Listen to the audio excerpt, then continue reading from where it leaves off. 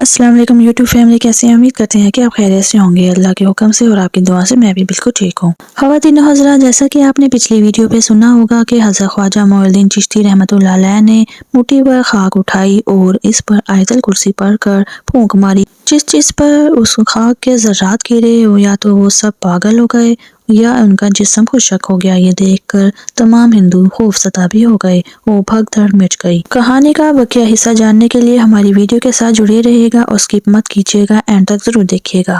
اور مزید ویڈیو کو آگے بڑھانے سے پہلے ہم آپ سے ریکویسٹ کرتے ہیں، اگر آپ ہمارے چینل پہ نیو ہیں، سبسکرائب نہیں کیا، سبسکرائب کریں، لائک کریں، شیئر کریں اور بیل آئیکن کے بٹن کو ضرور پریس کریں تاکہ ہماری ہر آنے والی ویڈیو کا نوٹیفیکیشن آپ تک پہنچتا رہے۔ چلیے بڑھتے ہیں ہم اپنی ویڈیو کی طرف۔ خواتین و حضرات، پرتھوی راج سمجھ گیا تھا کہ ایک مسلمان درویش سے اس طرح مقابلہ کرنا اس کے حق میں ٹھیک نہ ہوگا اور وہ اس طرح سے اس معاملے میں کبھی بھی کامیاب نہ ہوگا۔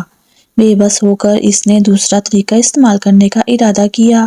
اس نے آپ کا مقابلہ کسی بڑے ہندو پجاری سے کرانا مناسب سمجھا اور اس کا خیال تھا کہ ہندو مہنت آپ کی کرامات کا مقابلہ آسانی سے کر کے آپ کو شکست دے سکتا ہے۔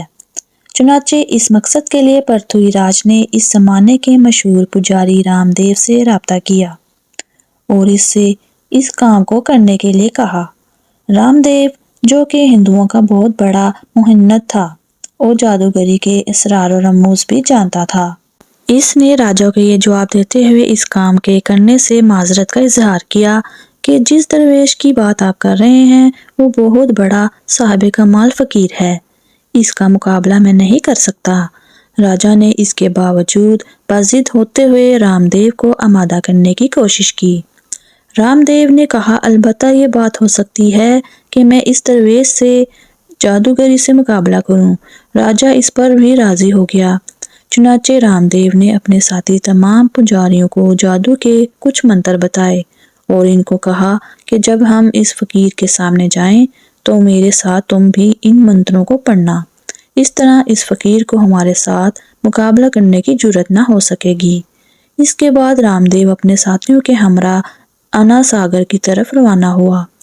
حضرت خواجہ معین الدین چشتی رحمۃ اللہ علیہ کی قیامگاہ کے نزدیک پہنچ کر اس نے اور اس کے ساتھیوں نے منتر پڑھنا شروع کر دیے۔ اس بات کی اطلاع آپ کے ایک خادم نے آپ کو دی۔ آپ نے فرمایا، ان کا جادو اثر نہ کرے گا، یہ دیو سیدھے راستے پہ آ جائے گا۔ یہ فرمانے کے بعد آپ نماز پڑھنے میں مشغول ہو گئے۔ تھوڑی ہی دیر کے بعد رام دیو اپنے پنڈت ساتھیوں کے ہمراہ بڑے متکبرانہ انداز میں منتر پڑھتے ہوئے حضرت خواجہ معین الدین چشتی رحمۃ اللہ علیہ کے نزدیک آ گیا۔ آپ نے نماز مکمل کر لی تھی۔ سلام پھیرنے کے بعد آپ نے جیسے ہی ان پر ایک نگاہ ڈالی، وہ تمام اپنی اپنی جگہ ٹھہر گئے، ان کی زبانیں بند ہو گئیں۔ رام دیو پر پڑنے والی ایک ہی نگاہ سے اس کے دل کی دنیا بدل گئی۔ نگاہ مرد مومن سے بدل جاتی ہیں تقدیریں۔ وہ حضرت خواجہ معین الدین چشتی رحمۃ اللہ علیہ کے سامنے کھڑا تھر تھر کانپ رہا تھا۔ اس کی زبان سے رام رام کے بجائے رحیم رحیم نکل رہا تھا۔ وہ اپنی زبان سے رام رام کہنا چاہ رہا تھا مگر اس کی زبان اس کا ساتھ نہیں دے رہی تھی۔ اس کے ساتھی ہندوؤں نے جب اس کو رام رام کے بجائے رحیم رحیم کہتے ہوئے سنا تو اس کو ہوش میں لانے کے لیے اسے نصیحت کرنے لگے، مگر رام دیو کے دل میں انقلاب برپا ہو چکا تھا۔ اس کی کیفیت دیوانوں جیسی ہو گئی۔ اس نے پجاریوں پر حملہ کر دیا۔ اس کے ہاتھ میں لکڑی، ڈنڈا یا پتھر جو کچھ بھی لگا اس نے ان کے سر پھاڑ دیے۔ پجاریوں نے وہاں سے راہ فرار اختیار کی۔ اس کی حالت دیکھ کر حضرت خواجہ معین الدین چشتی رحمۃ اللہ علیہ نے ایک خادم کو پانی سے بھرا ہوا پیالہ دیا کہ رام دیو کو دے۔ رام دیو نے وہ سارا پانی پی لیا۔ پانی پیتے ہی اس کی حالت ٹھیک ہو گئی۔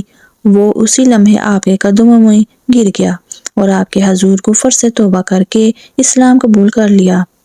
آپ اس سے بہت خوش ہوئے۔ اس کا نام رام دیو سے تبدیل کر کے آپ نے شادی دیو رکھ دیا۔ امید کرتے ہیں کہ آج کی ویڈیو آپ کو ضرور پسند آئی ہوگی۔